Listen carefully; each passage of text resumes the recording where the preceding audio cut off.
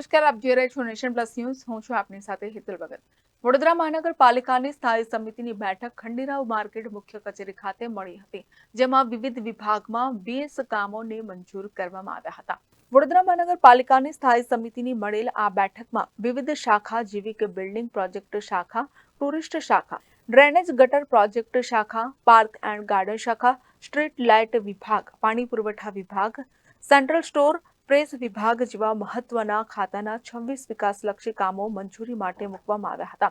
તમામ સભ્યોની હાજરીમાં ચર્ચાના અંતે 20 કામોને મંજૂર કરવામાં આવ્યા હતા, તો 2 કામોને મંજૂરી માટે સભામાં મોકલવામાં આવ્યા હતા, જ્યારે 1 કામ રીટેન્ડર કરવામાં આવ્યું હતું.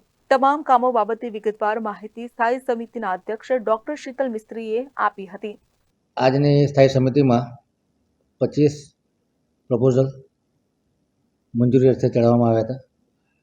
એમાં ખાસ કરીને જે ખટંબા કેટલ શેડ બનાવવાનું કામ છે એને મુલતવી રાખવામાં આવ્યું, કારણ કે કામની કોસ્ટ ઘણી વધારે હતી. જેથી કરીને ઓછા ખર્ચે વધુ ગાયો રાખી શકાય એવા કેટલ શેડ બનાવવા માટે રીટેન્ડરિંગનો નિર્ણય લેવામાં આવ્યો છે. શેરખી ખાતે 100 MLDનું એસટીપી, જેમાં 50% ગુડાનું કન્ટ્રીબ્યુશન, 50% વડોદરા કોર્પોરેશનનું કન્ટ્રીબ્યુશનથી આ કામને 179 કરોડના ખર્ચે મંજૂર કરવામાં આવ્યું છે.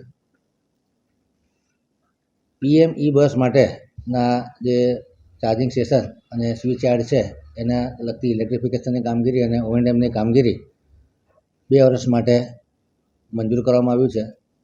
એમાં 2 ફેરફાર સૂચવવામાં આવ્યા છે કે અત્યારે ગોત્રી, શાહજીગંજ, નિઝામપુરા ખાતે ચાર્જિંગ સ્ટેશન બનાવવા છે.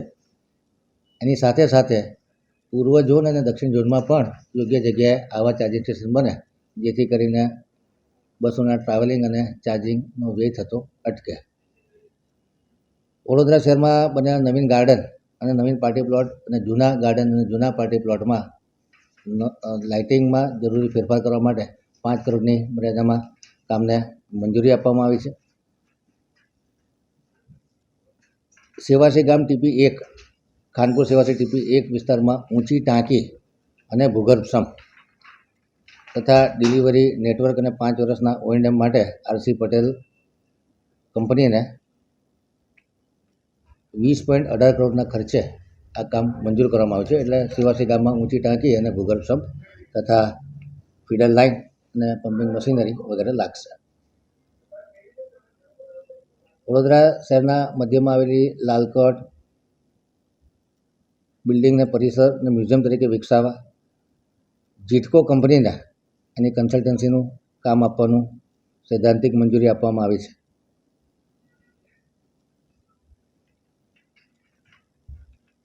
વોર્ડ નંબર 16, વોર્ડ નંબર 18માં પાણી પુરવઠા વિભાગ દ્વારા નવીન પાણી નળીકા નાખવાની ઇજારાને મંજૂરી આપવામાં આવી છે.